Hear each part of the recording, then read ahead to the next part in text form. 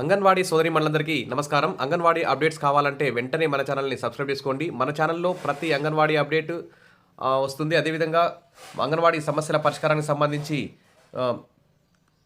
అంగన్వాడీ యూనియన్లు, అంగన్వాడీ టీచర్లు అందరికీ మరి కోఆర్డినేషన్ చేసే విధంగా మన ఛానల్ పనిచేస్తుంది కాబట్టి ఖచ్చితంగా వీడియోస్ అయితే లైక్ చేయండి.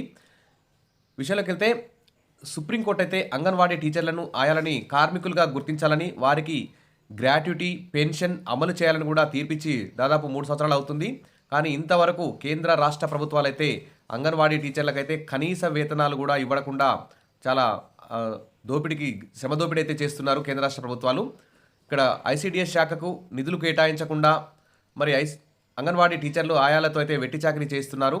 ఇక్కడ చూస్తే ఇటీవలనే కేంద్ర ప్రభుత్వం కార్మికులకు కనీస వేతనాలు పెంపు నోటిఫికేషన్ విడుదల చేసిన కేంద్రం భవన నిర్మాణ కార్మికులు, వ్యవసాయ కూలీలకు, సెక్యూరిటీ గార్డులు, హౌస్ కీపింగ్ స్టాఫ్కు సైతం వచ్చే నెల 1 నుంచి అక్టోబర్ 1 నుంచి అమలవుతుందంటే ఇక్కడ చూడండి, ఎక్కువ స్కిల్ కలిగిన కార్మికులకు 26,910 కనీస వేతనం ఇవ్వాలని చెప్పారు కేంద్ర ప్రభుత్వం.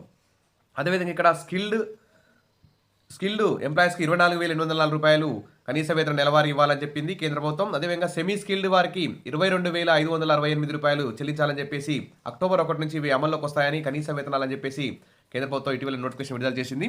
కానీ మరి అంగన్వాడీలకు భారతదేశ వ్యాప్తంగా ఇస్తున్నాయి అయితే చాలా రాష్ట్రాల్లో 10,000 లోపు ఉన్నాయి. తెలంగాణలో 13,500, ఏపీలో 11,500, ఈ విధంగా ఆయాలకైతే 7,000, 5,000, 6,000 వరకే వేతనాలు ఇస్తున్నారు, శ్రమ దోపిడీ చేస్తున్నారు. సుప్రీంకోర్టు కూడా అంగన్వాడీ టీచర్లు, ఆయాలు కార్మిక చట్టాల పరిధిలోకి వస్తారని చెప్పి వారు కార్మికులనే అని తీర్పిచ్చింది. అయినా కానీ ఇంతవరకు మరి ఎందుకంటే ఈ కనీస వేతనం అమలు చేయాలనే ఉద్దేశంతో కేంద్ర రాష్ట్ర ప్రభుత్వాలు అయితే అంగన్వాడీ టీచర్ల న్యాయాల్ని కార్మికులుగా గుర్తించడం లేదు. అందుకోసం ఇటీవల కార్మిక సంఘాలన్నీ కూడా 4 లేబర్ కోడ్లు రద్దు చేసి అంగన్వాడీ టీచర్లను, ఆయాలను కూడా కార్మికులుగా గుర్తించాలని ఇటీవల ధర్నాలు కూడా చేయడం జరిగింది. అంగన్వాడీ సమస్యలను కూడా ఆ ధర్నాల్లో పేర్కొనడం జరిగింది కార్మిక సంఘాలు. కాబట్టి అంగన్వాడీ టీచర్లు కానీ, ఆయాలు కానీ, అంగన్వాడీ యూనియన్లు కానీ వివిధ ఏఐసిటియు కానీ, సిఐటియు కానీ వివిధ కార్మిక సంఘాలతో మమేకమై కోఆర్డినేషన్ చేసుకొని అంగన్వాడీ యూనియన్లను కూడా మండల స్థాయి నుంచి, జిల్లా స్థాయి నుంచి, రాష్ట్ర వరకు బలోపేతం చేసుకొని మరి సుప్రీంకోర్టే చెప్పింది అంగన్వాడీలను, టీచర్లను, ఆయాలను కార్మికులుగా గుర్తించాలని. కాబట్టి ఫస్ట్ అంగన్వాడీ టీచర్ల, ఆయాలను కేంద్ర రాష్ట్ర ప్రభుత్వాలు కార్మికులుగా గుర్తించి కార్మికులకు భారతదేశ వ్యాప్తంగా కనీస వేతనాలు అయితే ఏ విధంగా అమలు చేస్తున్నారు. ఇక్కడ చూడండి, ఎక్కువ స్కిల్ కలిగిన కార్మికులు 26,910 ఇస్తున్నట్టు అంగన్వాడీ టీచర్లకు కూడా 26,910 రూపాయల కనీస వేతనం ఇచ్చే విధంగా ప్రభుత్వాల మీద ఒత్తిడి తీసుకురావాలని చెప్పి అంగన్వాడీ యూనియన్లకు అయితే సలహా ఇస్తున్నాను.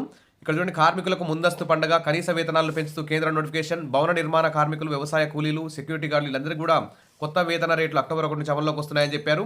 కాబట్టి ఖచ్చితంగా మరి అంగన్వాడీలకు కూడా అర్హత ఉంది, సుప్రీంకోర్టు కూడా తీర్పిచ్చింది. కాబట్టి ఈ దిశగా అంగన్వాడీ యూనియన్లు కృషి చేస్తాయని చెప్పేసి అంగన్వాడీలకు కేంద్ర రాష్ట్ర ప్రభుత్వాలు జీతాలు పెంచి పెన్షన్, గ్రాట్యుటీ ఇస్తారని చెప్పి ఆశిద్దాం. Wish all the best. మరిన్ని అప్డేట్స్ కోసం మన ఛానల్ని ఫాలో అవుతుండండి. Thank you.